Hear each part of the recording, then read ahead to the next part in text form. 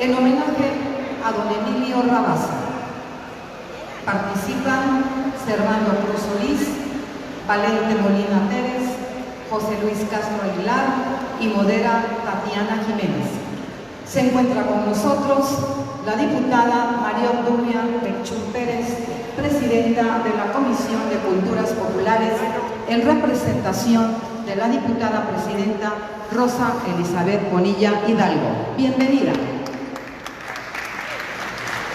Se encuentra con nosotros la diputada Mayra Álvira Mendoza Álvarez, presidenta de la Comisión de Turismo. Bienvenida.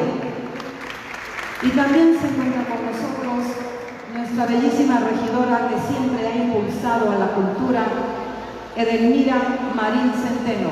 Regidora, muchísimas gracias por todo el apoyo que nos brinda. Cedo el micrófono a la moderadora Tatiana Jiménez. Adelante. Muy buenas tardes. Primero que nada quiero agradecer a los organizadores del evento por haber pensado en mí para moderar este panel y bueno, celebrar este homenaje a Emilio Rabasa, quien, como platicábamos ya con anterioridad con el maestro José Luis Castro, pues es un intelectual poco reconocido, jurista, literato, historiador, y digo poco reconocido porque precisamente el tema que hoy nos convoca ha hecho que ciertas élites del Estado no valoren la figura de este emblemático personaje. Y pues bueno, la mesa que se va a llevar a cabo el día de hoy tiene como objetivo hablar del traslado de los poderes de San Cristóbal a Tuxtla Gutiérrez, haciendo una recuperación de la memoria histórica de este conflicto. Y como ya habíamos dicho también, el homenaje a don Emilio Rabasa. Nos acompañan el día de hoy el licenciado Servando Cruz, el maestro José Luis Castro Aguilar y el doctor Valente Molina, quienes nos van a hablar acerca del tema. La dinámica pues va a ser muy sencilla. Cada uno de ellos tendrá 20 minutos para exponer acerca del tema que va a tratar. Será un evento muy interesante porque vamos a analizar el tema del traslado de poderes a Tuxtla desde diferentes aristas, desde la arista de un jurista, desde la arista de un maestro economista y el doctor Valente, que también ha realizado diversos estudios sobre el tema. Bueno, voy a comenzar dando la palabra al licenciado Servando Cruz Solís. Originario de Cintalapa de Figueroa, Chiapas, licenciado en Derecho, con cédula profesional 223008, abogado postulante con 51 años de servicio profesional, fundador de la Barra Chiapaneca de Abogados y presidente de dicha organización. Fundador del Instituto de Investigaciones Jurídicas de la Barra, fundador de las delegaciones en Suchiapa, San Cristóbal y Tapachula, fundador de la Academia de Policía y Tránsito del Estado, fundador de la Escuela Preparatoria Guadalupe Borjas de Díaz Ordaz de Chiapa de Corzo, catedrático en diversas escuelas del Estado, secretario dictaminador de la Junta de Conciliación y Arbitraje, magistrado fundador del Tribunal Electoral del Estado, director de Asuntos Jurídicos y presidente del Tribunal Burocrático del Estado de Chiapas. Por su amplia trayectoria les cedemos la palabra.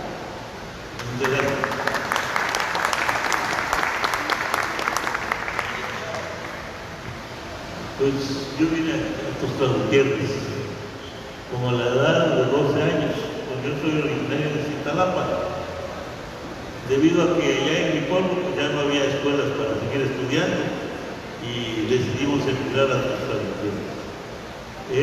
Corría el año de 1957 cuando vine a Tuxtla Gutiérrez, que tenía una población como de 50 a 60 mil habitantes.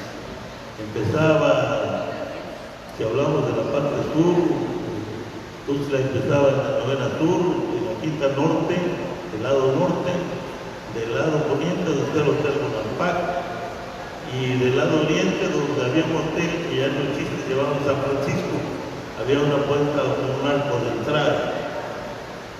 Indudablemente Tuxtla ha cambiado mucho, pero les relataré un poco acerca de cómo era Tuxtla Gutiérrez. Pues Tuxtla Gutiérrez era un pueblo muy alegre, como sigue siendo hasta ahora.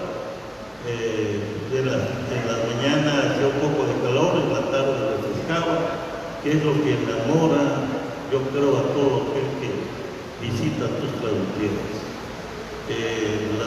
Los edificios pues, que ahora existen, antes pues, sigue prevaleciendo el edificio Corso, donde veo un anuncio de General Poco, que era la atención de toda la gente, porque tenía luces, era de colores, los anuncios que de ahí salían, era de tinte moderno. Como les digo, la ciudad estaba pues flanqueada por una calle que era muy angosta, la avenida central. Yo llegué prácticamente en los albores del inicio del gobierno de Samuel Lombrindis, había pasado el gobierno de Efraín Garanda Osorio, y hubo serios problemas en Tuxtla, hubo pues con actos de violencia por los pollinos. Entonces estábamos en una época, como siempre ha sido, de convulsión aquí en Tuxtla Gutiérrez, en donde se gestan muchos problemas y aquí se centrifica toda la problemática de Chiapas. Indudablemente que es un pueblo que ha tenido una participación importante en la historia, aun cuando no era todavía una población como ahorita, que es de ya cerca de 1 millón de habitantes. Como les decía, era un pueblo pequeño. Sin embargo, muy alegre. Aquí se empezó a gestar la ciudad moderna. Recuerdo que por el lado sur, del lado poniente, pues las casas últimas eran por la sexta sur, y luego seguía más adelante el monumento a la bandera, donde se volaban los papalotes. Ya se estaban los primeros anuncios del café que anunciaba la familia Borges. Decía, no es café, sino es de Borges, y lo ponían en un papalote y era la atención de todos.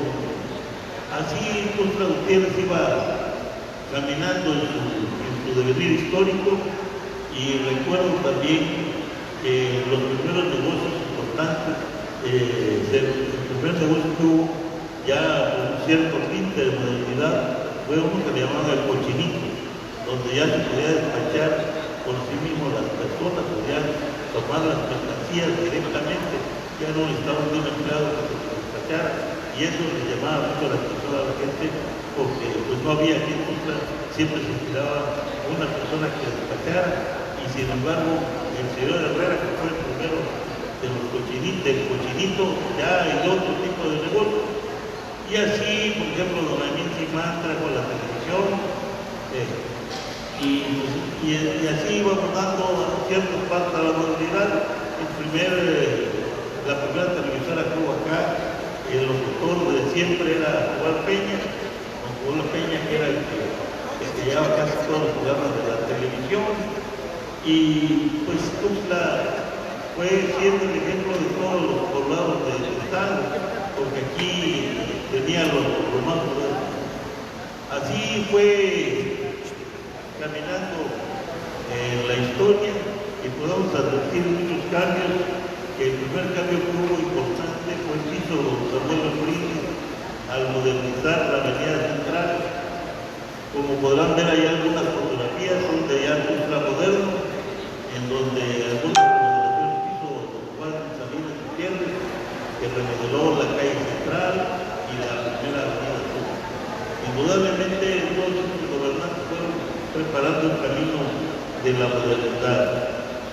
Sin embargo, Tuxtla Gutiérrez siempre ha estado en el ojo del huracán, este tipo de la historia.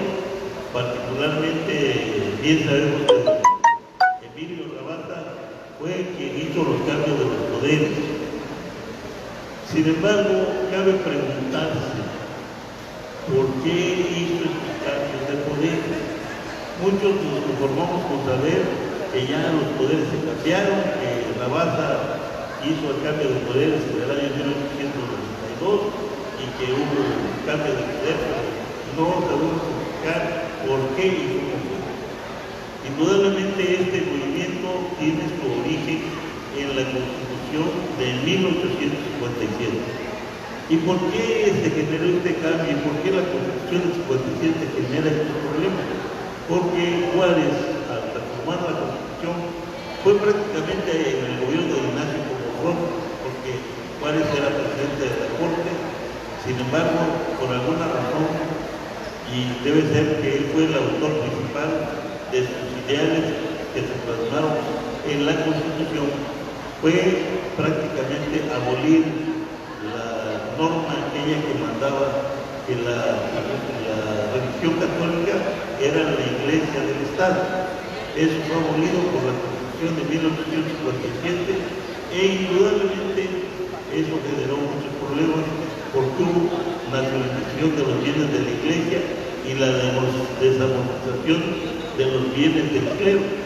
Eso trajo como consecuencia grandes choques entre los grupos conservadores y particularmente el clero católico, que obviamente no estuvo de acuerdo con esa medida. Indudablemente los cambios que se generaron por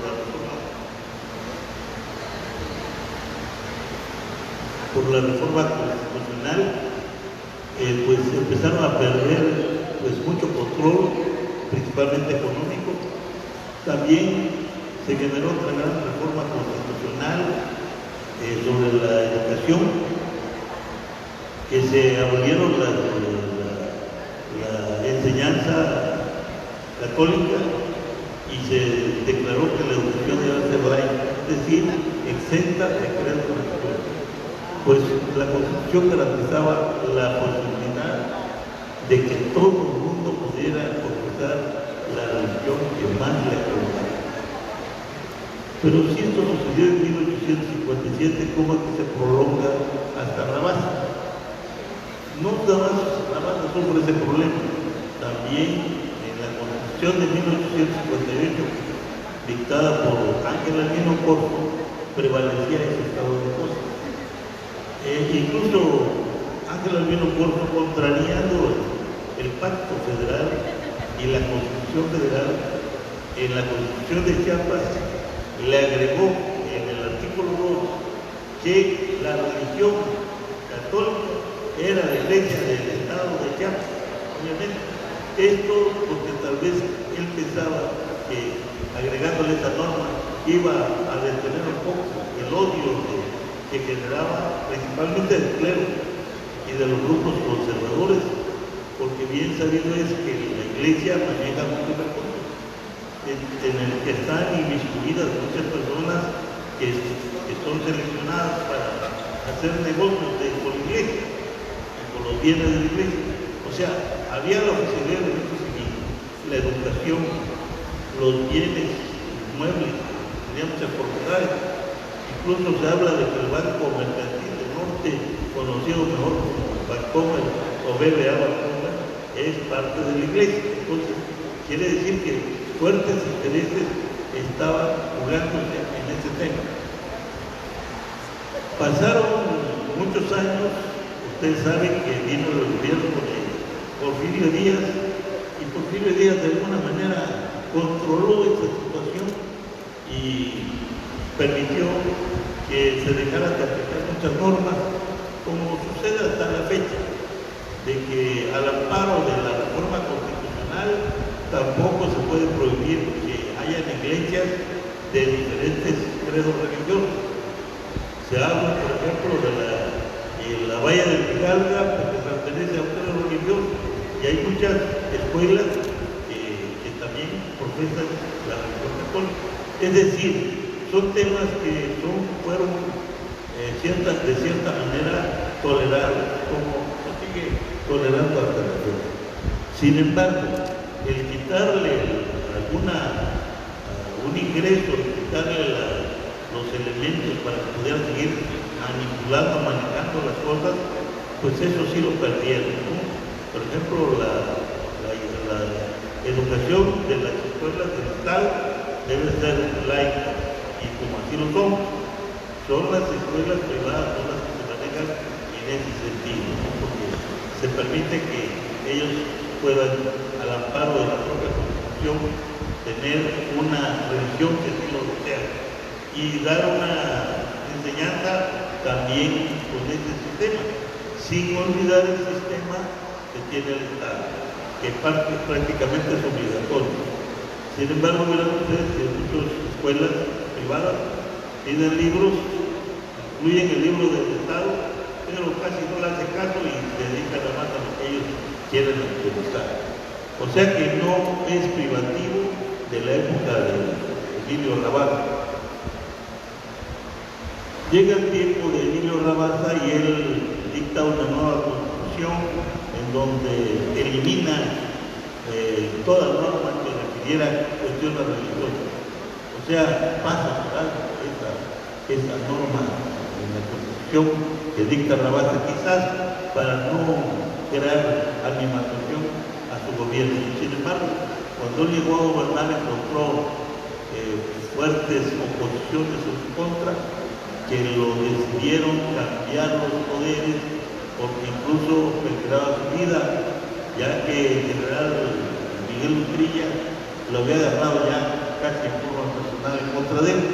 Y como ustedes saben, después de la época que pasó el gobierno de Porfirio Díaz, empezaron a matar a los presidentes, empezando por Francisco Madero, y de ahí ejecutaron a muchos presidentes. A veces había presidente de 2 días y lo eliminaban y le subía otro, y así sucesivamente. Hay una película de Cantinflas donde lo redacta muy bien el señor ministro, donde le cambiaba, ya no eres tú, ya cambiaba el presidente, ya subía otro. Y algo irrisorio, pero para que promueva risa, pero aquí era una realidad.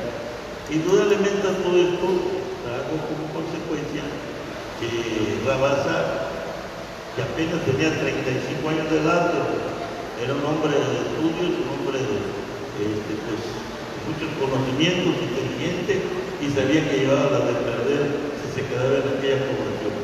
Tanto es así que ustedes bien saben que la Iglesia Católica desconoció la Constitución Federal, la de 1857, que se ríe reciente, desconoció la Constitución que dictó en 1858 Ángel Albino Porto, y obviamente desconoció la Constitución de Rabasa.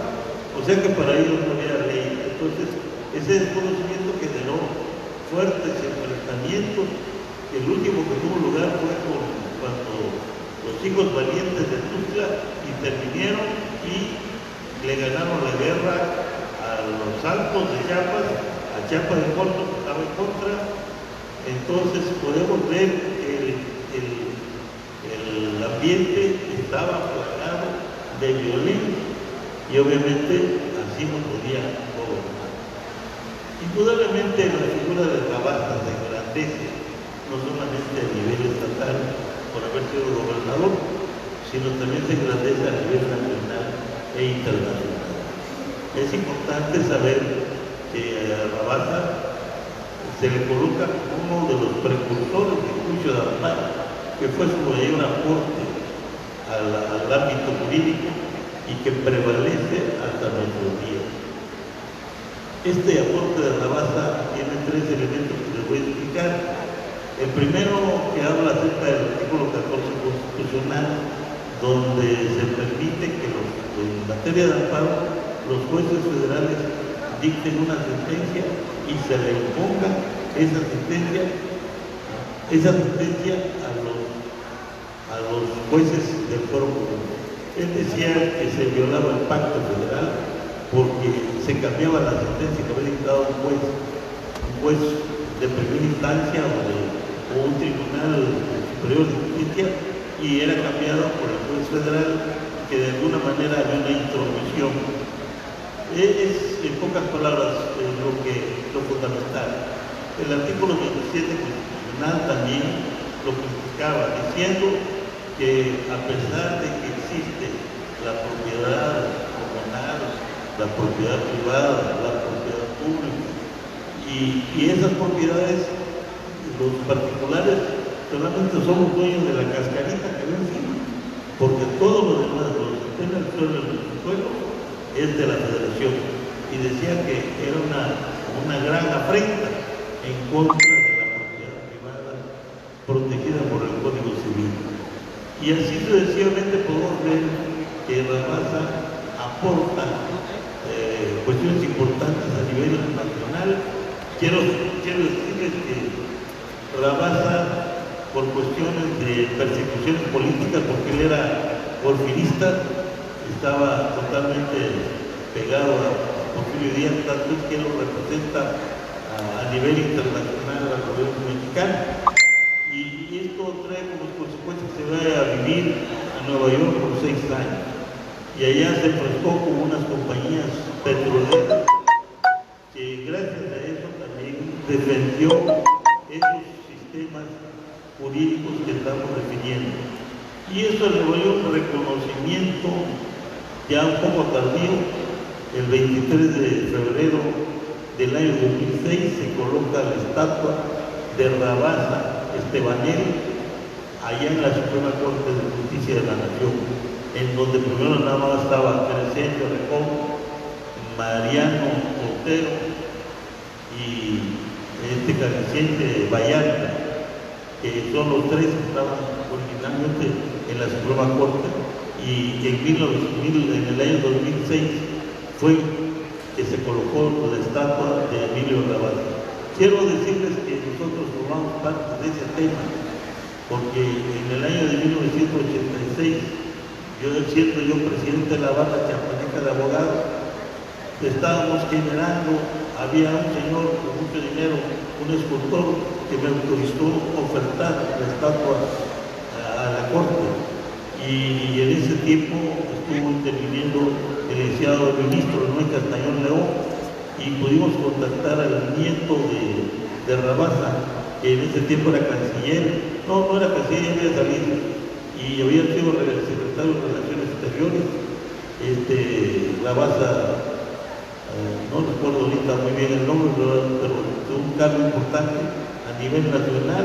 Estuvimos reuniéndonos en el restaurante Lincoln, estuvimos en varios lugares y en la Suprema Corte, en donde fuimos a hacer algunas aportaciones, ver dónde podía quedar esa estatua, pero se llevó a cabo esto después de más de 20 años que hicimos esta gestión.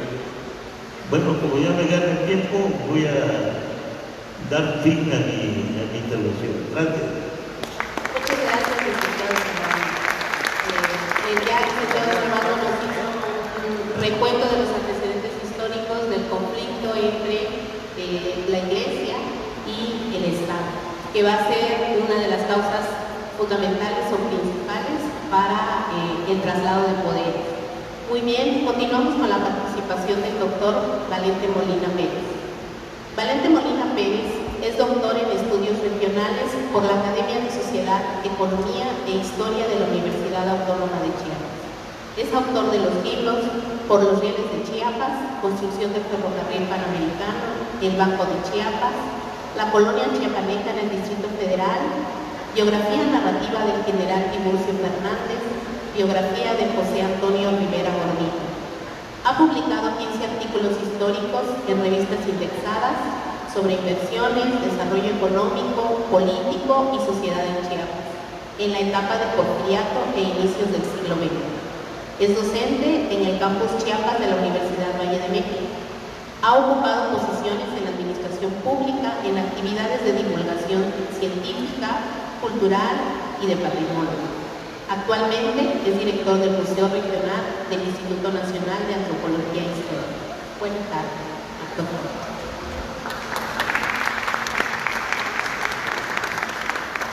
Gracias, Tatiana, muchísimas gracias. Bueno, a todos muy buena tarde, bienvenidos a este evento. Es muy importante resignificar la figura de Emilio Rabasa. Justamente al dividir los temas entre los tres ponentes, me tocó hablar de él. Es muy extenso hablar de Emilio Rabasa, puesto que tiene diferentes dimensiones de su vida en la política, en la literatura, en la ciencia jurídica, en un sinfín de temas que nos pasaríamos todo el día hablando de Rabasa. Voy a tratar de hacer una serie de reflexiones para no quedarnos en este relato romántico y edulcorado y un poco de apoteosis hacia Emilio Rabasa. Como todos los seres humanos, tuvo aciertos, tuvo también algunos errores, pero esto devela y refuerza aún más su figura como un personaje de aporte, de construcción social y de construcción política sin descargar lo literario. Bueno, nos preguntamos ¿en qué momento este chiapaneco, este cointeco, saltó a las altas esferas de la política? ¿Cuándo este joven talentoso y con muchos anhelos de superarse saltó a la política nacional? Muchos historiadores coincidimos en que a partir de que Emilio Rabasa es secretario particular del gobernador de Oaxaca, Luis Mier Terán, a partir de ahí empieza a vincularse con un grupo de élite política que lo impulsa a cambiar su lugar de residencia a la Ciudad de México, el entonces Distrito Federal, y de ahí empezar una política bastante ascendente en la ciencia jurídica. Fue agente del Ministerio Público, juez civil de lo familiar, juez civil de lo criminal, asciende hasta llegar a ser magistrado del Ministerio de la Suprema Corte de Justicia del Distrito Federal, y cuando estaba listo para ser ministro de Justicia de Porfirio Díaz, bueno, en una reunión de estas de élite, de aristócrata y de los científicos, a donde él logra colarse con 34 años, es presentado con Porfirio Díaz y le cambia la jugada. De entrada hubo mucha empatía con Porfirio Díaz porque los dos habían egresado del Instituto de Ciencias y Artes de Oaxaca, es decir, eran colegas de la misma escuela. Ahí en donde también estudió Benito Juárez, ahí en donde estudió Matías Romero, ahí es donde estudiaron un sinfín de oaxaqueños que ya estaban colados en la política nacional. Hay afinidad, hay empatía con Porfirio Díaz, y entonces ve en él un buen prospecto para ser gobernador de Chiapas. Con esto se rompe completamente la línea de gobernadores que traía Chiapas, que todos eran militares. Manuel Carrascosa, Miguel Utrilla, referido aquí por Liceo Servando, y nos vayamos más atrás, Pantaleón Domínguez, también militar, y otros amigos de Porfirio Díaz que tenían posiciones importantes en Chiapas, por ejemplo, Sebastián Escobar, allá en el Soconusco, Julián Grajales en Villaflores, todos habían luchado con Porfirio Díaz en batallas, ni eran abogados, ni eran políticos, eran militares. Entonces Porfirio Díaz ve en Emilio Rabasa un joven talentoso, inteligente, con quien conversa y le dice: tú eres el próximo gobernador.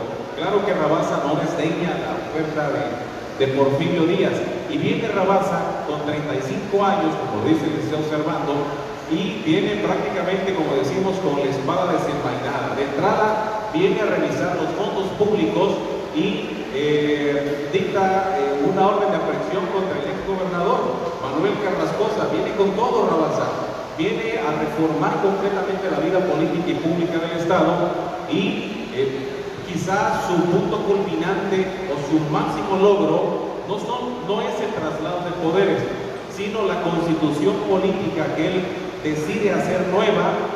Llama la atención que no decide reformar la de 1858, sino hacer una nueva constitución, y reforma completamente el Estado. Regionaliza Chiapas en 12 regiones. Él promulga que a través solamente del voto popular iban a ser escogidos los gobernadores por el escrutinio del Congreso del Estado. Como era predecible, hace una reforma completa al Poder Judicial, jueces de distrito, jefes políticos, hace un cambio completo. Justamente esto es lo que cimbró a Chiapas y impactó políticamente y socialmente en toda la sociedad. Por si esto fuera poco, traslado los poderes de San Cristóbal a Tuxtla. más allá de estas consignas populares de que si no se llevaban con los boletos, de que tuvo pleito con los boletos, que no se caían bien, estas son consignas del ideario colectivo que hasta hoy no están confirmadas. Lo único confirmado por las cartas que aún se conservan en el archivo de la Universidad de las Américas en Puebla es el infinito carteo que tuvo un mes antes de que él decidiera cambiar los poderes. Le pide permiso a Porfirio Díaz y le explica muy bien por qué quería cambiar los poderes. Le habla de una nueva georreferenciación política al estar en Tuxtla, la capital, porque Porfirio Díaz tenía toda la idea de conectar comercialmente y económicamente hacia el centro de la República y por otro lado evitar los intentos separatistas de Soconusco de la República Mexicana. Entonces todo fue estratégicamente planeado. ¿Qué pasa con Rabasa? Rabasa no termina su cargo como gobernador, le falta un año y cacho por terminar. ¿Por qué no terminó el encargo? No lo sabemos, pero podemos decir que él terminó con broche de oro el tiempo que estuvo y se va con toda su familia a la Ciudad de México. Se convierte Rabasa en senador por Sinaloa. Esto llama mucho la atención. En Sinaloa, recuerden y conocen perfectamente bien a Emilio Rabasa. Hay una estatua muy grande en un lugar de Sinaloa y su periodo de senador es muy extenso. Es de 1894 a 1913. ¿Qué pasa en ese momento? ¿Qué pasa en ese periodo? Rabasa madura mucho políticamente. Él empieza a publicar el artículo 14 constitucional, un libro muy importante para los abogados y constitucionalistas. Y al finalizar el periodo de Porfirio Díaz, él empieza como a deslindarse de este gancho que lo unía a Porfirio Díaz, porque era identificado como porfirista, como científico. Entonces publica La Constitución y la Dictadura, un libro muy importante y que en síntesis dice que Porfirio Díaz tuvo una dictadura porque no aplicó los principios de la Constitución de 1857. Esto es muy relevante. Se atrevió a criticar a Porfirio Díaz cuando ya estaba en el decaimiento y ya estaban emergiendo los procesos revolucionarios con Francisco y Madero. ¿Qué pasa? Hay otra ruptura. Rabasa renuncia a la Universidad Nacional, todavía no era autónoma, a la clase de Derecho Constitucional y funda la Escuela Libre de Derecho. Y por si esto fuera poco, se declara abiertamente en contra de Francisco y Madero. Él no estaba de acuerdo con la revolución de Madero. En eso viene una serie de hechos muy recordados. Su colega senador Belisario Domínguez lanza este discurso, lo mata. Por cierto, Rabasa no mueve ni un dedo cuando se hace un grupo para buscar afanosamente a Belisario Domínguez. Él ni se inmuta, no le interesa. Más adelante, se suspenden las actividades de las cámaras de diputados y senadores. Rabasa regresa a su despacho y de entrada no hubo empatía con Victoriano Huerta. Poco a poco Victoriano Huerta le propone ser rector de la Universidad Nacional, declina, Rabasa no acepta. Él quería ser embajador de México en Estados Unidos. Cuando estaba a punto de lograrlo y ya había relación con Victoriano Huerta, la invasión norteamericana de México hace que Huerta le pida que sea el intermediador, el interlocutor en Canadá, donde había una mesa de paz. Se va a Canadá, en ese inter renuncia a Victoriano Huerta y él quiere regresar, pero no puede regresar con Rabasa de Canadá porque Venustiano Carranza ya andaba persiguiendo a todos los colaboradores de Huerta. Por si esto fuera poco, le dictan orden de aprehensión a Rabasa. Estos son casos que no se conocen mucho, pero están historiográficamente asentados y estudiados. Le dictan orden de aprehensión a Rabasa. Entonces dice, no, pues no regreso, me quedo en Nueva York. Se lleva toda su familia y se autoexilia o autodestierra de 1913 hasta 1920. En este inter, Rabasa publica mucho y curiosamente México es muy admirado. Cuando se hace la propuesta de constitución por los carrancistas, Rabasa empieza a ser consultado por los abogados que redactan el proyecto de constitución, es decir, empiezan a leer sus libros y lo empiezan a citar. Entonces, Rabasa a la distancia empieza a ser admirado. Aquí hay un cliché historiográfico, un mito pues de que Rabasa redactó la Constitución.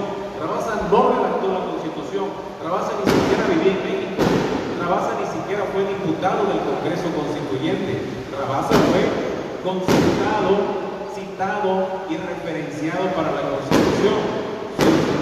Su influencia fue en los artículos 66 de la sesión de las cámaras, de la defensa jurídica del artículo 14, del juicio de amparo, las reformas al Poder Judicial, etc. Son bien identificados los artículos en los que él tuvo influencia. ¿Qué pasa del 20 al 30 en la etapa de decadencia de Rabasa? Rabasa regresa de Estados Unidos y él no quiere volver a ser senador ni diputado, declina, tampoco le interesa ser magistrado de la Suprema Corte de Justicia de la Nación. Lo curioso es que a muchos años, como lo refirió el licenciado, a Rabasa le erigen una estatua sin haber sido magistrado. Él nunca fue magistrado y hay una estatua en la Suprema Corte de Justicia. Aquí empieza a cambiar. Bueno, Rabasa fallece en 1930 siendo catedrático de la Escuela Libre de Derecho y publicaba continuamente en el Universal muchas críticas a la Constitución, a la reforma electoral, al tema de la inamovibilidad de los magistrados de la Suprema Corte, y en el 30 fallece un poco, digamos, con bajo perfil, muy discrecional. A Rabasa todo el tiempo le siguió este fantasma de haber sido colaborador de Huerta, el ex-huertista, le decía. Aquí vienen mis reflexiones finales. En Tuxtla Gutiérrez también se recuerda a Rabasa. Hay una estatua de él aquí en el Supremo Tribunal, pero es poco concurrida y en ocasiones olvidada los días 22 de mayo y 25 de abril, fechas de su natalicio y su fallecimiento. Otro dato curioso: hasta 1975 existía en San Cristóbal un grupo civil autodenominado antirrabacistas. ¿Por qué? Razones tendrían. Otro caso admirable: sus novelas han sido reeditadas con mucho éxito. La Gran Ciencia, La Bola, El Cuarto Poder, La Guerra de 100 Años, y han sido estudiadas desde la literatura, desde la filología, desde la lingüística. Admirable. Su doctrina jurídica constitucional ha sido reeditada y hoy día es un texto básico para quienes inician a estudiar la licenciatura en Derecho. Los mandan a estudiar los textos de Rabasa. 2 días antes de que Rabasa muriera, le propuso a Carlos Díaz Dufo la edición de una obra de 10 tomos de historia. Rabasa también sabía de historia, lo dijo Daniel Cosío Villegas. Y la trayectoria de Rabasa, señores, demuestra que la juventud no está peleada con el talento. Era muy joven y fue gobernador, muy jovencito, pero era inteligente y docto en la materia. Cualquier similitud con casos recientes de la política chiapaneca es mera coincidencia. La trayectoria de Rabasa es muy estudiada, sí. El trabajo tal vez más importante es el de Andrés Serra Rojas desde la ciencia jurídica, pero sí es importante construir nuevos aportes a la biografía desde lo regional. ¿Qué le aportó Chiapas? ¿Qué hizo por Chiapas? En suma, y con esto termino, la figura de Rabasa es de integridad. Era docto en la literatura, docto en la ciencia jurídica, era muy diestro en la política, habilidoso para los escaños públicos, sabía moverse, hacía estrategia, interlocución, sabía negociar. Sus alegatos jurídicos hoy son un ejemplo de redacción y de lógica para cualquier abogado. Y aunque era oriundo de Ocosocuautla, los tuxtlecos vemos en él la figura de un personaje que reconfiguró la vida política, la vida urbana, la vida citadina y la geopolítica de esta ciudad que sigue en crecimiento. Gracias a la residencia de los poderes, Tuxtla fue testigo de muchos actos heroicos. Lo menos que podemos hacer hoy día es recordar y reconocer la figura y obra de un hombre que, gracias a su reconocimiento y conocimiento pleno de Chiapas, gracias a que recorrió los municipios, la camiones, gracias a que anduvo a caballo, en carreta, en muchos lugares, llegó a ser un gobernador sensible, un gobernador que conocía su estado, y con mucha causa, un día le escribió a Porfirio Díaz y le plasmó con mucha seguridad, la seguridad de un estadista, todos los beneficios que Tuxtla tendría al tener la residencia de los poderes y ser la capital que hoy es. Muchísimas gracias y muy buenas noches.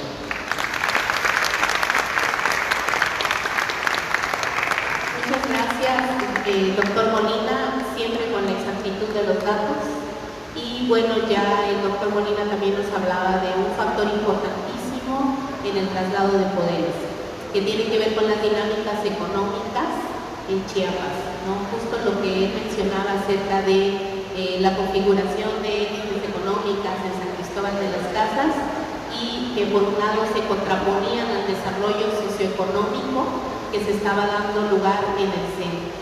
Pero bueno, para seguir hablando justamente de este tema, vamos a continuar con nuestro siguiente especialista, el maestro José Luis Castro Aguilar. José Luis Castro Aguilar nació en la ciudad de Tuxtla Gutiérrez, Chiapas, en 1953. Es licenciado en Economía por la Facultad de Ciencias Sociales de la Universidad Autónoma de Chiapas. Cursó los diplomados en microenseñanza en el Instituto Tecnológico de Estudios Superiores de Monterrey, Campus Chiapas, en Periodismo Cultural por la Escuela de Periodismo Carlos Martín García, en Gobierno y Administración Municipal por el Colegio Nacional de Ciencias Políticas y Administración Pública, y en Crónica Municipal Hispanoamericana por el Consejo Estatal para las Culturas y las Artes de Chiapas en el 2015. Ocupó los puestos de director de la Biblioteca Pública del Estado, director fundador de la Biblioteca Pública del Honorable Congreso del Estado y de jefe del Archivo General del Estado de Chiapas.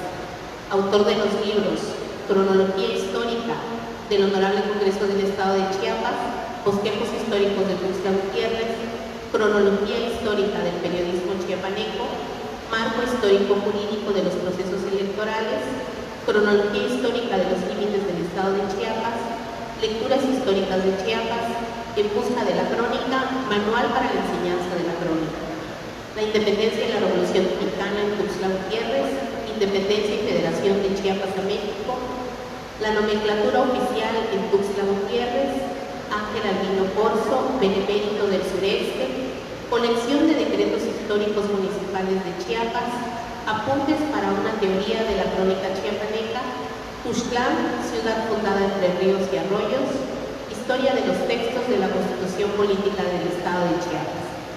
Entre sus reconocimientos como cronista encontramos la Mención Nacional al Mérito Archivístico, Hijo Predilecto de Tuxtla Gutiérrez, Pergamino Juan Rulfo, Pergamino Bernal Díaz del Castillo, Presea Internacional de Tuxtla Huicoyi, Presea al Mérito Ciudadano Tuxtla Gutiérrez, Presea Nacional Reina Irigoyen, Presea Nacional Daniel Vargas Rivera, Medalla de Plata del Centenario de la Batalla de Zacatecas, primer lugar nacional en Crónica, Medalla de Plata Fernán Pavía Herrera. Muy bien, damos paso al cronista de la ciudad, el maestro José Luis Castro. Sí, buenas tardes. Después de haber escuchado a Valente, ¿verdad? Y con ese dominio de público y de voz, ya no me dejó nada. Bueno, vamos a hablar algo sobre la historia del traslado de poderes de San Cristóbal a Tuxtla Gutiérrez. Primeramente, nos han preguntado constantemente si Tuxtla no había sido siempre la capital. ¿Por qué los tuxtlecos estamos conmemorando 127 años de Tuxtla como capital? Primeramente, he de decirles que Chiapas fue conquistado en los años de 1524 y 1528. A raíz de eso, San Cristóbal de las Casas se convirtió en la capital del estado de Chiapas, de 1528 a 1892. Como existían pugnas, diferencias entre los terratenientes, hacendados, comerciantes, tanto de San Cristóbal de las Casas, de Comitán y Tuxtla Gutiérrez, siempre se deseaba que la capital estuviera en otros municipios. en los municipios de los terratenientes más grandes de Chiapas.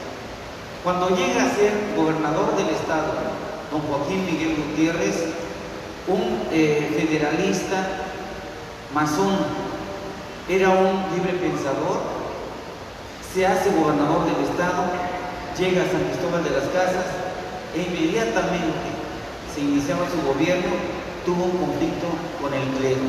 Y lo tuvo por su formación de masón, lo tuvo por su formación como un político liberal que había sido diputado, primer diputado federal por Chiapas y que había tenido la oportunidad de medirse con los grandes congresos de la Unión.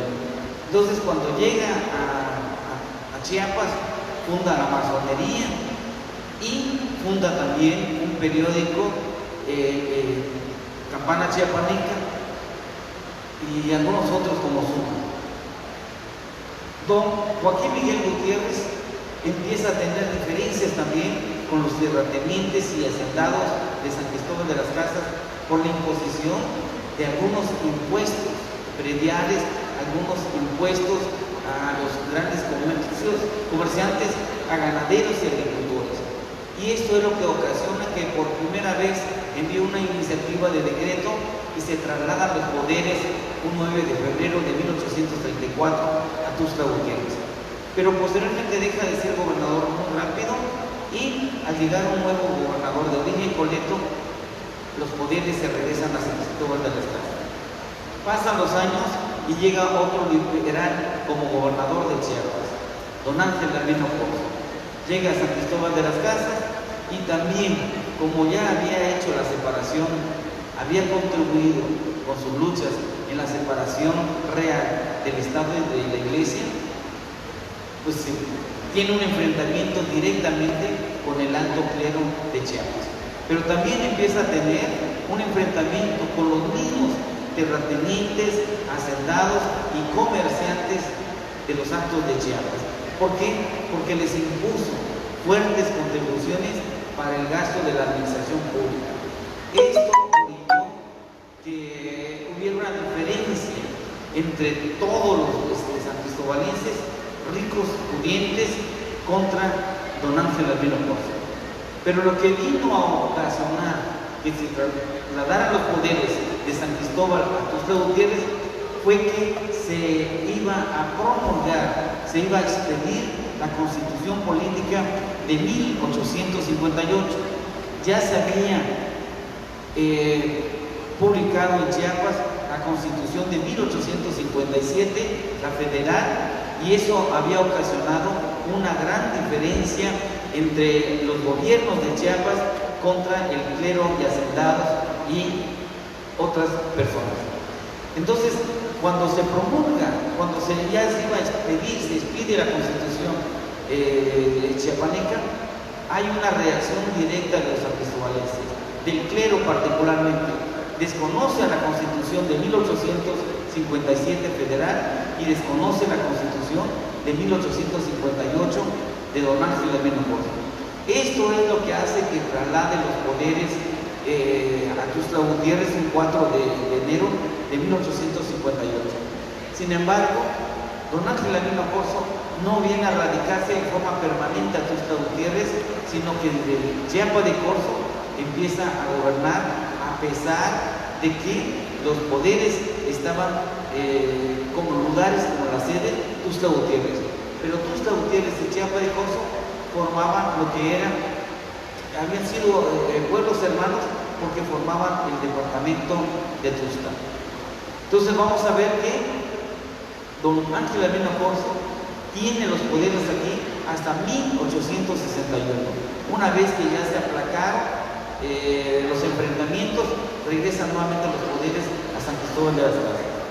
En 1864 gobernaba don José Gabriel Esquinca, un gobernante de formación militar, era coronel de la Guardia Nacional, primera Guardia Nacional, era el gobernador que había sustituido a don Ángel Albino Corzo como constitucional, era un gobernador liberal también y tuvo problemas con la clase pudiente de San Cristóbal de las Casas.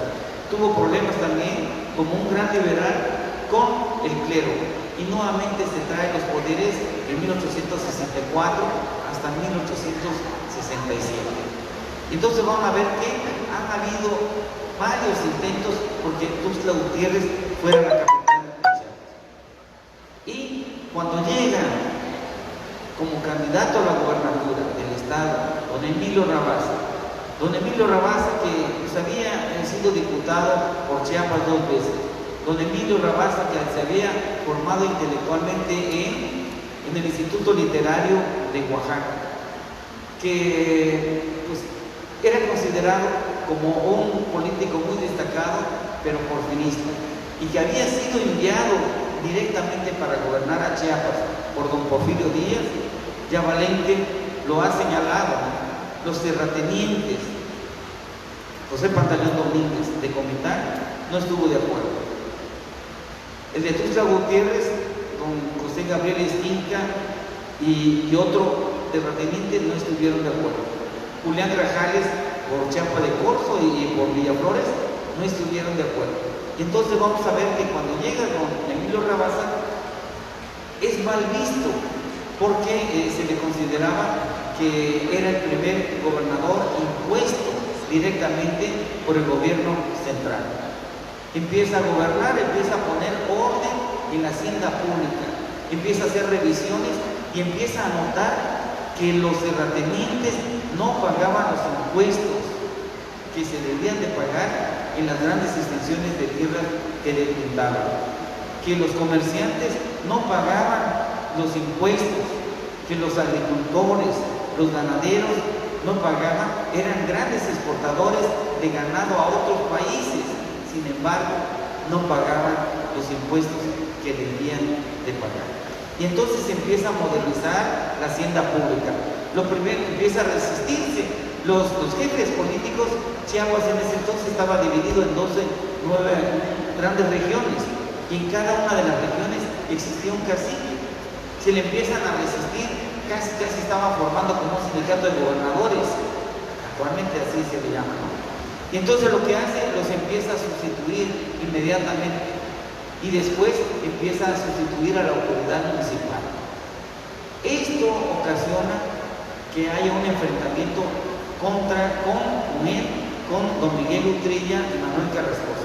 Manuel Carrascosa porque le había hecho un tipo de auditoría por su gobierno, pues una malversación de fondos que detectaron. Y a don Miguel Utrilla porque quería imponer al jefe político de los Altos de Chiapas, es decir, de San Cristóbal. Y entonces se enfrenta con estos dos grandes terratenientes y pues consulta a don Porfirio Díaz a México, le da la anuencia para trasladar los poderes y los trae provisionalmente en el mes de junio a Tuxtla Gutiérrez. Nada más llega el Poder Ejecutivo. Estando el Poder Ejecutivo instalado en Tuxtla, obliga a los diputados para que un 11 de agosto de 1892, para que se votara y se eligiera la ciudad de Tuxtla Gutiérrez como la nueva capital del estado de Chiapas. Algunos diputados por dignidad no aceptaron, se llamaron a los suplentes, y muchos funcionarios de la administración pública de don Emilio Rabasa, que eran profesionistas destacados, que eran funcionarios públicos destacados, no aceptaron venir a servir al gobierno de don Emilio Rabasa y renunciaron. Y muchos de ellos tuvieron que emigrar a la Ciudad de México porque consideraron que iban a ser objeto de una persecución política, cosa que no sucedió. Entonces vamos a ver que desde 1892 Tuxtla Gutiérrez se convirtió en la nueva capital del estado de Chiapas. Posteriormente los sancristobalenses siguieron insistiendo en que se deberían de regresar los poderes a San Cristóbal de las Casas, por muchas razones, y hay un volumen de documentos sobre eso. Las razones de más peso eran que Tuxtla Gutiérrez era apenas una pequeña población que no tenía un solo edificio, más que la prefectura política, que era donde estaba el gobierno provisionalmente asentado. No existían edificios adecuados, mucho menos casas adecuadas en donde vivirían los funcionarios públicos, los diputados locales y los senadores cuando vinieran del centro de la República a la capital.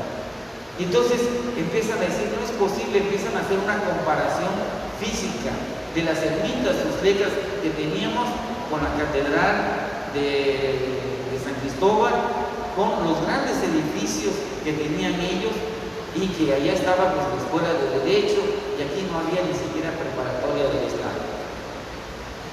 Y se empiezan a argumentar, sin embargo, no prosperó esto.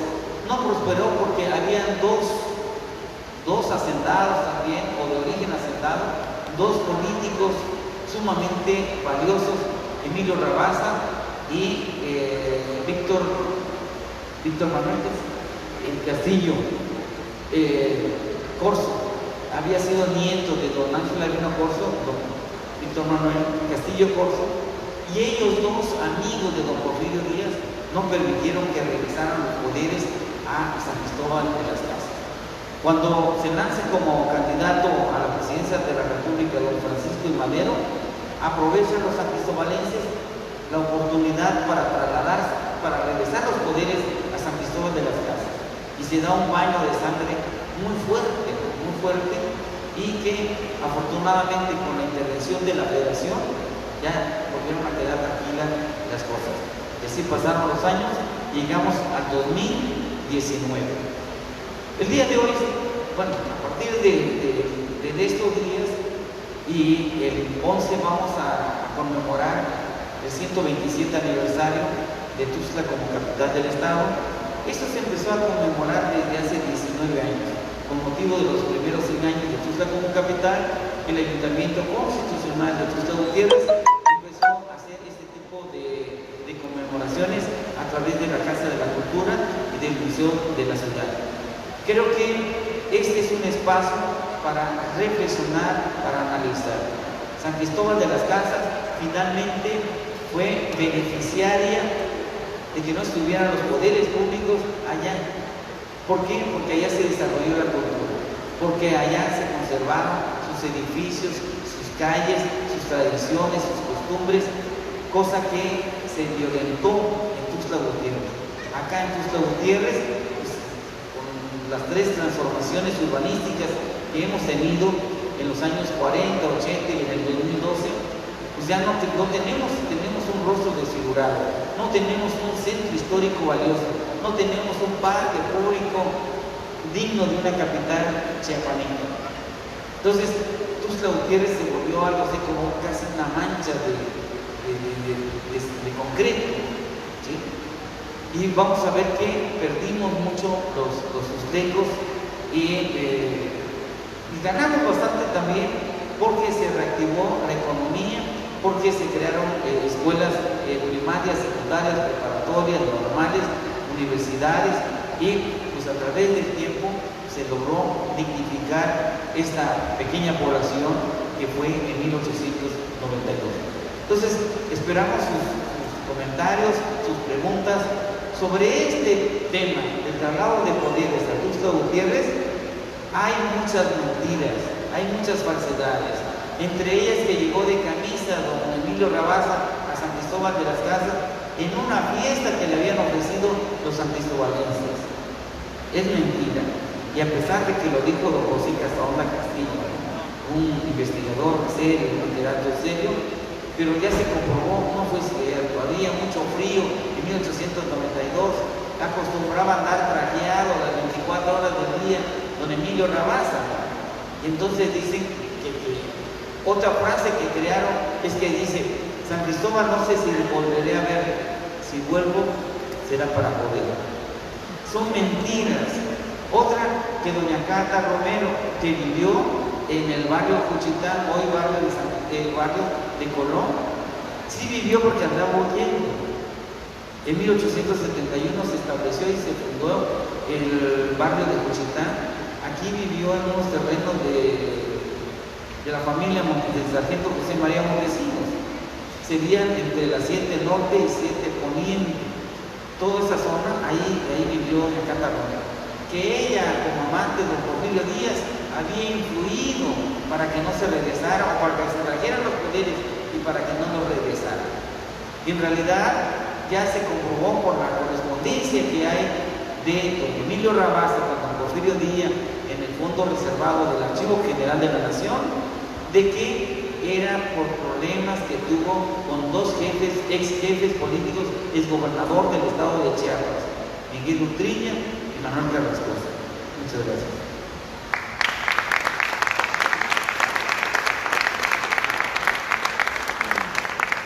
Muchas gracias al maestro José Luis Castro Aguilar por un aplauso. Por su didáctica y amena charla acerca del Tratado de Poderes.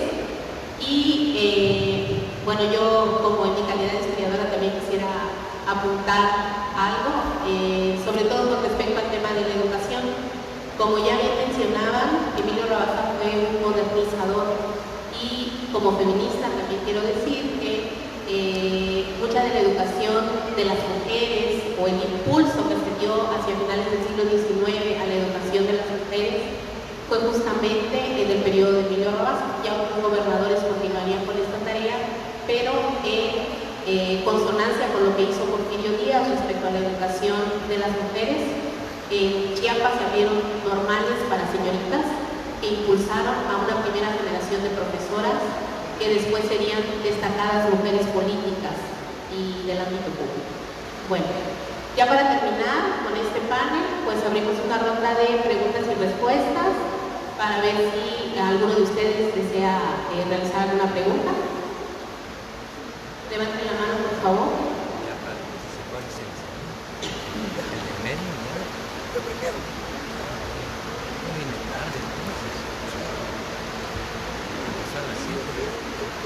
Perdón, nos va a acompañar en estos minutos más el señor presidente. Vamos a hacerle un tiempo que venir. Él no pudo estar con nosotros al principio, pero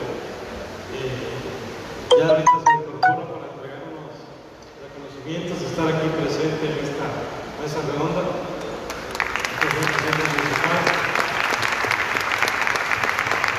A quien vamos a pedirle al señor presidente que nos diga un breve mensaje y entregar unos reconocimientos que tenemos preparados para los ponentes y unas personas que han destacado mucho en el ámbito cultural en Tuxtla Gutiérrez.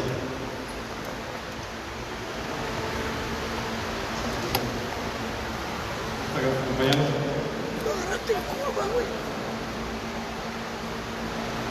Bueno, muy buenas tardes a los ponentes, a la moderadora. Pues saludo a todos los asistentes a este importante evento en que pues estamos en la celebración de Tuxtla Capital. Es muy importante que hagamos este ejercicio de reflexión, de encuentro, porque tenemos que consolidar nuestra identidad como capital. Y bueno, es muy importante también el reconocimiento, el homenaje que se le hace a don Emilio Rabasa como generador de la idea de haber trasladado los poderes a Tuxtla Gutiérrez, que genera también la integración de nuestro estado, vincula la parte de la zona costa, parte de la zona norte, que estaba, por decir de la mejor manera, alejados de la capital del estado en su momento. Ya seguramente han reconocido los méritos de don Emilio Rabasa, lo han mencionado a los ponentes. Yo pido una disculpa por no haber podido estar con ustedes. Me hubiese dado mucho gusto escuchar pues, la visión jurídica de nuestro querido maestro Servando y, por supuesto, de Valente, con la visión que le ha dado a Emilio Rabasa y José Luis, que es nuestro cronista de la ciudad, pero estábamos en una reunión evaluando trabajos que estamos haciendo acá en la ciudad. Ahorita la temporada de lluvia nos ha generado algunos problemas y eso fue el motivo por lo que no estuve con ustedes. Pero valoro mucho la presencia de todos en estas festividades que vamos a tener, en este festival que tendremos los próximos días y que enriquecen nuestra vida, nuestra convivencia como ciudad.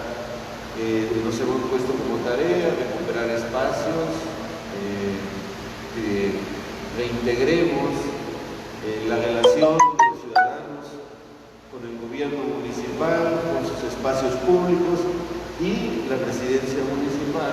Este espacio es un lugar de encuentro de los tusclecos. El día de ayer Marcos tuvo la genial idea de invitar a Julio Serrano Castillejos para que se le hiciera un homenaje y fue extraordinario su charla, su plática, la convivencia, la interrelación que hubo con los asistentes. Estuvo muy bien. Julio es una persona muy valiosa, abogado, poeta, y bueno, nos fue muy bien el día de ayer. Vinieron muchos amigos de ellos, de la familia, de Julio, como de su esposa, estuvieron acá, y la verdad es que pasamos muy gratos momentos reflexionando sobre Tuxtla. Se declamó y se escuchó música. Soy buen tuscleco, que por cierto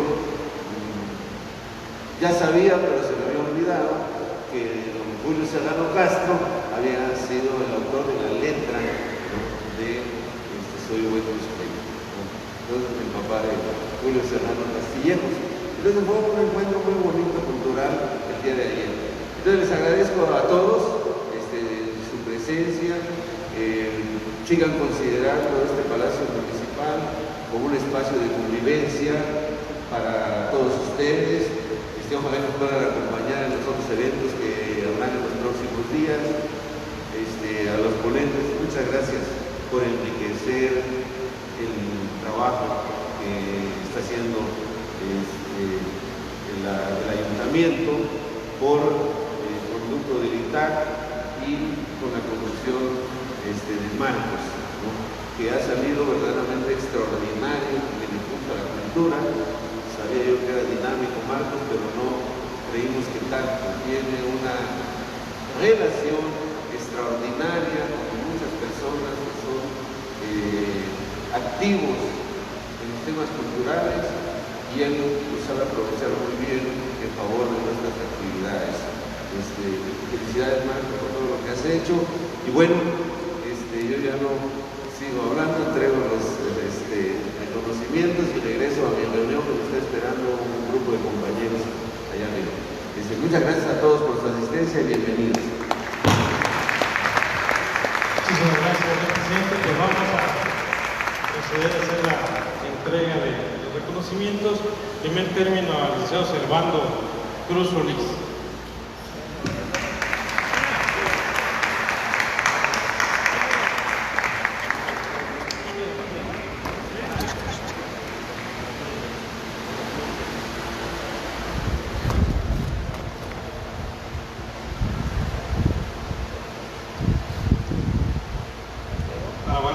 Molina Pérez.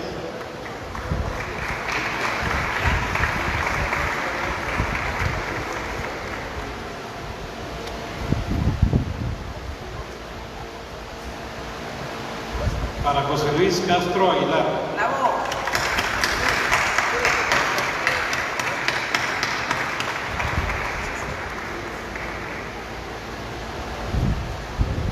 Para Tatiana Jiménez.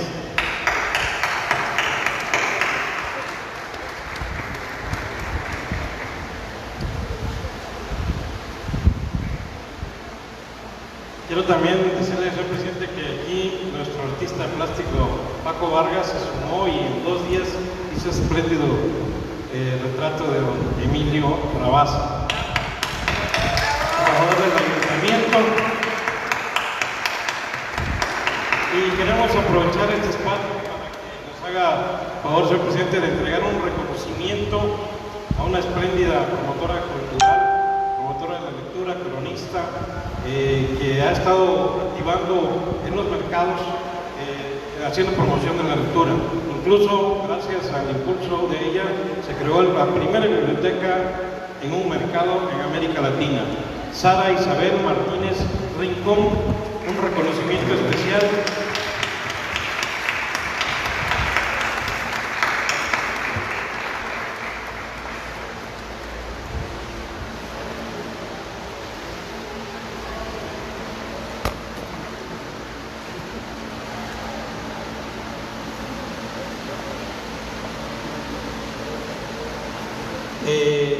Para un joven cineasta quien Tustleco, quien radica en la ciudad de Puebla, pero ha hecho excelentes videos culturales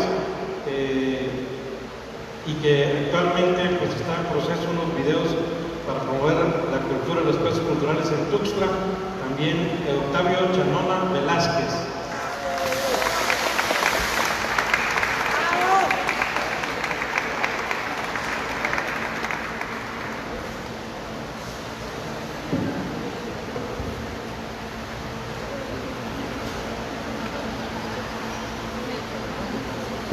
Bueno, y para un personaje también incansable, quien ha estado siempre en los eventos y con una gran dinamismo en redes sociales, el chiapaneco Meco, Roberto Rodríguez Madrid, ha estado apoyándonos en las caravanas y en muchos espacios culturales.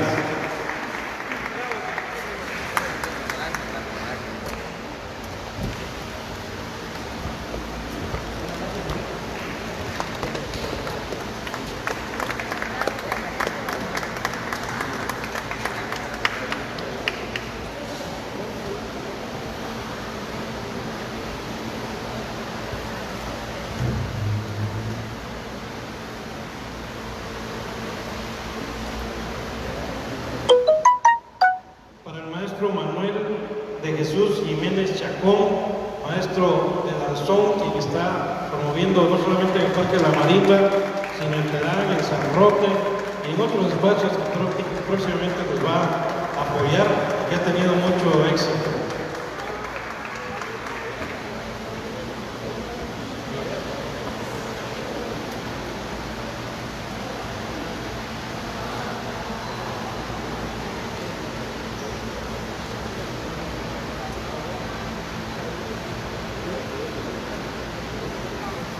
Pido nuevamente el micrófono para hacer una reflexión sobre estos reconocimientos. El ayuntamiento está haciendo este reconocimiento a propuesta del Instituto de Cultura en los distintos géneros de actividades que se realizan en nuestra ciudad. Habíamos perdido esta importante oportunidad que tenemos de seguir impulsando los trabajos, los valores, las actividades culturales, con el reconocimiento que se le haga a quienes crean, generan, participan e impulsan la cultura y el conocimiento. Hayamos descuidado esa parte. Y creo que es muy importante porque es lo que nos motiva a veces a dar parte de nosotros a la comunidad, porque también el reconocimiento nos hace sentirnos satisfechos y nos hace sentirnos propositivos para seguir haciendo otras actividades. Yo les quiero no solo reconocer, sino agradecerles a nombre de los ciudadanos tustlecos por las actividades que realizan. Sigamos trabajando así por nuestra ciudad. Lo merece nuestra ciudad. Quienes somos miembros del Cabildo y los funcionarios públicos estamos procurando modificar la forma de gobierno, actuar con responsabilidad, valorar lo que es el servicio público y así como ustedes lo hacen de manera espontánea, impulsando la cultura, el conocimiento, la convivencia, Nosotros lo estamos haciendo en el servicio público con una alta responsabilidad, pidiéndoles que sigan haciéndolo para el bien de nuestra ciudad y la ciudadanía de nuestra región. Muchas gracias a todos. Muchísimas gracias a todos. Les invitamos a que ustedes hagan un café, un bocadillo, por favor. Y bueno, la foto oficial. Marco Vargas.